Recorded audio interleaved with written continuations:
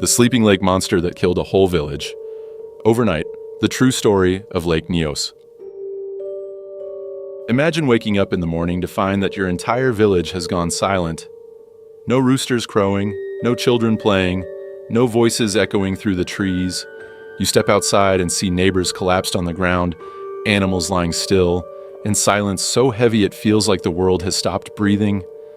Now imagine that this happened in real life. No explosion, no earthquake, no flood, just a peaceful lake in a deadly cloud of air that rolled through the hills like a phantom. This is not fiction. This is the true story of the Lake Nyos disaster, one of the most terrifying and mysterious natural events ever recorded. A disaster so quiet and so lethal that it killed over 1,700 people and 3,500 animals in one night, without a single warning shot. In this episode, we will explore the strange science behind what happened, the lives that were lost, the survivors who lived to tell the tale, and how an invisible killer beneath the surface of a lake changed the way we understand the natural world. Let's go back to 1986. To understand the story of Lake Nyos, we have to start in Cameroon, a country in Central Africa known for its rich landscape, diverse culture, and volcanic geology. In the northwest region of Cameroon, tucked between rolling green hills and volcanic peaks, sits a crater lake called Lake Nyos. It is remote, beautiful, and until 1986, it was completely unremarkable. The lake is surrounded by several small villages. The people who lived there were mostly farmers and cattle herders. They lived off the land, growing crops like maize, cassava, and yams, and raising livestock that grazed in the valleys. Life was simple but stable. Families worked during the day, shared meals in the evening, and slept under quiet, star-filled skies. There were no major roads or bustling towns nearby. Most homes were made of mud brick and thatched roofs. There were few modern amenities, and little contact with the outside world. The lake was part of the landscape, something people fished in or walked past on the way to their fields. No one feared it. No one suspected it was dangerous. What they did not know was that Lake Nyos sat atop a volcanic pocket filled with carbon dioxide gas. Over time, that gas had been silently seeping into the lake's depths, building pressure like a shaken soda bottle. And on the night of August 21st, 1986, the pressure would finally break. August 21st, 1986 began like any other day in the villages around Lake Nyos. People rose early to tend their crops, children played in the dirt, cattle wandered the hillsides. There were no omens, no tremors, no strange sounds, just the usual rhythm of rural life. That night, as the sun went down, people returned to their homes. Meals were cooked over open fires, stories were told under the stars. Then, one by one, families went to sleep, unaware that this would be their last night alive. At around 9:30 p.m., a low rumble echoed through the valley. It was deep and drawn out, like thunder rolling through the mountains. Some villagers heard it and wondered if it was a landslide or a distant storm. Others slept through it entirely. What had happened was this.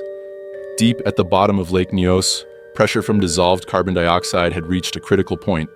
Some scientists believe a landslide or small volcanic tremor disturbed the water column. This triggered a rapid release of gas from the bottom of the lake. In a matter of minutes, an estimated 1.6 million tons of carbon dioxide erupted from the lake's surface. The gas surged upward in a massive plume, forming a thick, invisible cloud. Carbon dioxide is heavier than air, so it did not rise into the atmosphere. Instead, it rolled down the hillsides like a blanket, hugging the ground and suffocating everything in its path. People died in their sleep. Others collapsed mid-step. Survivors described trying to flee and feeling suddenly weak, dizzy, unable to breathe. Some passed out and woke hours later to scenes of unimaginable horror. Dead animals littered the ground. Entire families were gone. The landscape was eerily quiet, except for the occasional cries of survivors searching for loved ones. In just a few short hours, more than 1,700 people were dead. Over 3,500 animals had suffocated. Entire villages were wiped out. When news of the disaster reached authorities, no one could understand what had happened. There were no signs of fire or flooding, No visible damage to buildings. Bodies were found lying peacefully, as if they had simply fallen asleep. At first, some suspected a terrorist attack or chemical weapons. Others thought it might be a strange disease. But the pattern of death made no sense. Everyone affected lived in a low-lying area. People in higher elevations, just a few hundred feet above, were completely unharmed. Scientists and government officials arrived and were baffled. The trees were still standing, the buildings were intact, but life was gone. The animals in the fields, the people in their beds, even birds in the trees had all suffocated. The survivors added to the mystery. Some described smelling a foul odor like rotten eggs before passing out. Others remembered hearing a hiss or rumble. One man who lived just above the cloud line told researchers that he found neighbors dead on the path just below his house, as if an invisible force had passed through. Slowly, evidence began to point towards something underground, something geologic, and that led scientists to take a closer look at the lake itself. The key to the Lake Nyos disaster lies in its geology. Lake Nyos is what is known as a crater lake, formed in the caldera of an extinct volcano. Underneath that lake is a magma chamber that emits carbon dioxide gas. Over time, the CO2 seeps upward into the bottom layers of the lake and dissolves into the water. This process is similar to how carbon dioxide is added to soda. As long as the water is under pressure, the gas stays dissolved, but if that pressure is suddenly released, the gas comes out of solution rapidly, forming bubbles and rising to the surface. In 1986, that is exactly what happened. Something disturbed the lake's bottom, causing the supersaturated water to rise. As it did, the carbon dioxide came out of solution in a massive chain reaction. The more gas that rose, the more it disturbed the water, releasing even more gas. Within minutes, the entire lake had turned over and millions of tons of CO2 were released. Because carbon dioxide is heavier than air, it did not float away. It hugged the ground, forming an invisible, odorless cloud that moved downhill and filled the valleys. People and animals in its path were asphyxiated. They had no chance to escape. This phenomenon is now known as a limnic eruption. It is extremely rare. Only 2 have ever been recorded, and both occurred in Cameroon. But the event at Lake Nyos remains the most deadly. In the days following the disaster, the true scale of the tragedy became clear. Entire communities had been lost. Survivors were left to bury their loved ones and rebuild their lives from nothing. Many were traumatized. Some refused to return to the area, afraid it could happen again. Bodies had to be buried quickly due to rapid decomposition in the heat. Identification was difficult. Families were lost in their entirety, leaving no one to speak for them. Others struggled to explain what had happened, even as they wandered among the dead. One survivor, Joseph Nquain, famously described waking up choking and confused, only to find that his family and neighbors were gone. He had to climb a tree for safety, not even sure what he was running from. The scene was too much for many to process. Dead cattle rotted in open fields, birds fell from trees, crops withered in silence. Some of the few survivors who escaped by chance were those who lived just slightly uphill from the gas cloud's reach. They described stepping out to see entire families collapsed in place, mid-step or mid-task. There was also confusion and delay in the early response. The area was remote, and communication infrastructure was poor. News of the disaster took time to reach international media. By the time aid began to arrive, survivors had already begun crude burials and makeshift care with what little they had. The international response eventually followed, bringing geologists, emergency responders, and humanitarian aid. But the psychological toll was far more lasting than the physical one. Some survivors suffered from recurring nightmares, panic attacks, and severe anxiety. Even years later, many refused to go near the lake. This was not just a natural disaster, it was a silent, invisible massacre, one that changed how the world viewed the hidden dangers beneath calm waters. Entire communities had been lost. Survivors were left to bury their loved ones and rebuild their lives from nothing. Many were traumatized. Some refused to return to the area, afraid it could happen again. The international response was swift. Scientists from around the world came to study the lake and understand what had happened. Theories were tested, gas samples were taken. A clearer picture began to emerge, but many questions remained. Why did the gas erupt when it did? Could it happen again? Were other lakes at risk? The government declared the area a disaster zone. Aid was sent, resettlement programs were started, but the emotional toll was harder to address. People had not just lost homes, they had lost family, friends, livestock, livelihoods, and a sense of safety.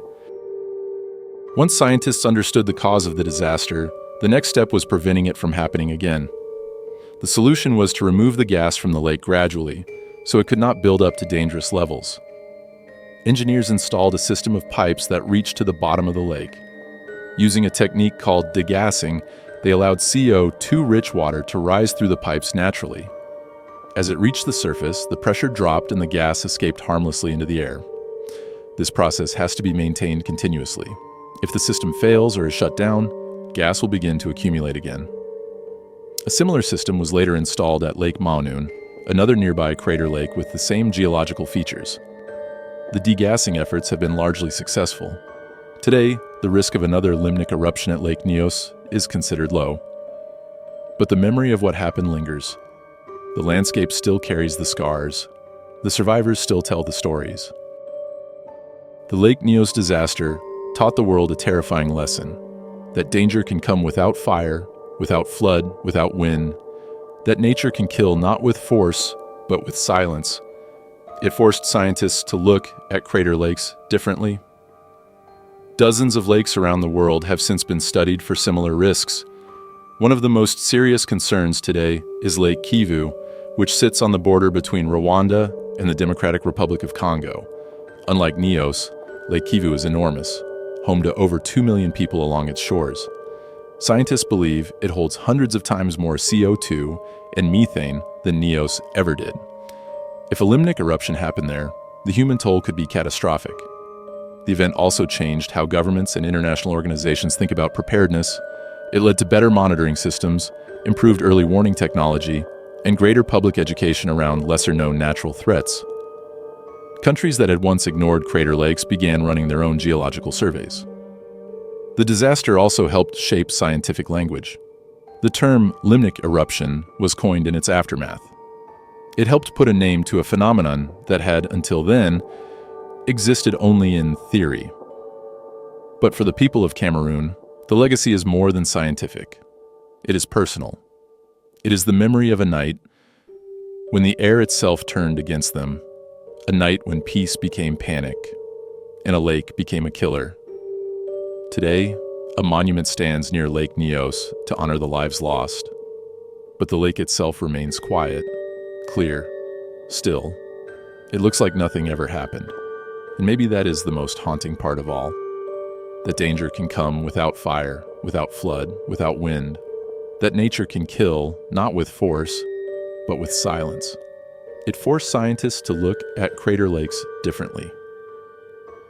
Dozens of lakes around the world have since been studied for similar risks.